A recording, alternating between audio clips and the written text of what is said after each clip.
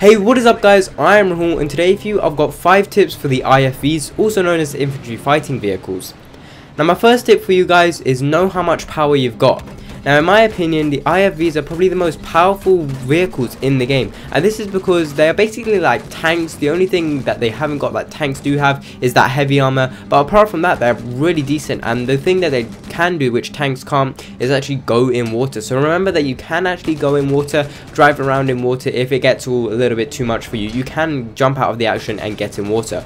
Also, they are really maneuverable, pretty much more maneuverable than the actual tanks, as you can drive them like over different kind of terrain and stuff, and they're really quick as well. So remember that and keep that in mind. Now my next tip for you guys is know how much support you can have.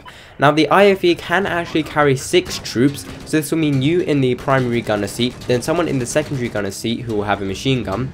Then you got 4 people, 2 on either side of your IFVs, and they've got machine guns like looking out kind of window things. So this is really effective because you can have you looking forward, your secondary gunner looking backwards, then you got the 2 people on each side, and this will mean that anyone trying to like jump you or C4 you, you're just going to be instantly taking them out, and you're just going to be destroying everyone in your path. So it's a really nice like way of protecting yourself. Even if you've only got 1 person each side, the machine guns in the actual IFV are really powerful, so just bear that in mind.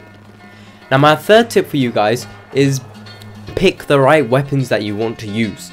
Now the starting off rockets, the rockets you get, like you have like 12 of them to fire, then you have to reload. Those are really great. They work really well against infantry vehicles, sometimes even air vehicles if you can get a few hits on them. So don't really go about changing them unless you unlock the better ones like the Zuni rockets, which can actually lock, which actually are like guided rockets. They still work against infantry, but if you shoot it near like enemy IFV, it will kind of like curve its path to hit the IFV if it wasn't going to the IFV originally.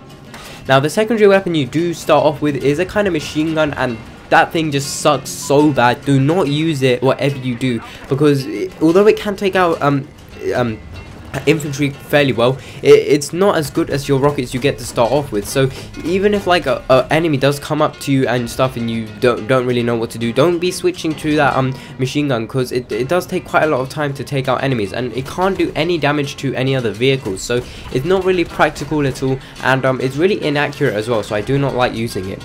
Alternatively, what I do use is the tow missile, which is great against vehicles. You can just fire it and then like curve it towards your enemy vehicle, and it will just blow it up right out into the sky, and it's just such a great weapon to use. My fourth tip for you guys is know your countermeasures. Now the countermeasures that you can get are either the smoke, the flare kind of things, the extinguisher, or the active protective armor kind of thing.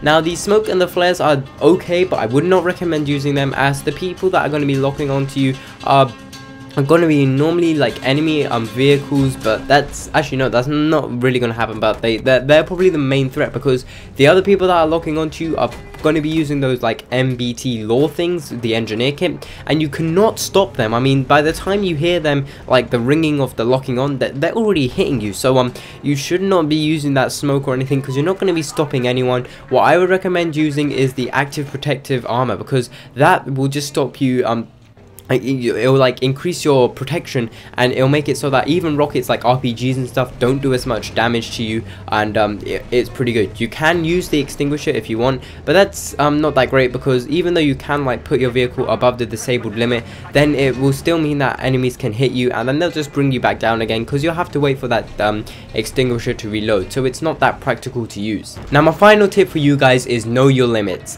Now the IFV, although it's such a beast, it can be taken out in some time. If you got like enemies working together with rockets, enemy IFVs, tanks, they're going to be taking you out. And it's not like in Battlefield 3 where your vehicle's on a low health, you'll know it, like it's beeping everywhere, you can't really move that well, there's like flashing lights, and then you'll just jump out. But in Battlefield 4 it's not like that. You can't really tell, like when you're on 10% health you might think you're on 40%, because you're still functioning all fine, but just make sure you're looking at that health constantly, because once you get below like 20, I would say you want to be jumping out, because you're not going to have enough time for the actual vehicle to regen. Unless you got people repping you from behind, you're not going to have enough time for yourself to regen, because enemies will still be trying to fire rockets on you, and one rocket does around 24 damage, say, so that's just going to instantly take you out. So you definitely want to be leaving your vehicle. Although you think it's a beast and stuff, do leave it, because you don't want to be dying on the battlefield. And IFVs spawn really regularly, and there's loads of them always on the battlefield, so you can always jump back into one if you do have yours exploded. And normally not many people go into them. I don't know why. I think it's because sometimes when you actually pick your spawn thing, it's not on the vehicle list, so you actually have to find it yourself, which is quite cool because it means that you'll normally always get it. But yeah, like I said, just remember that if you are like below 20% health, then do jump out, because you will most likely die.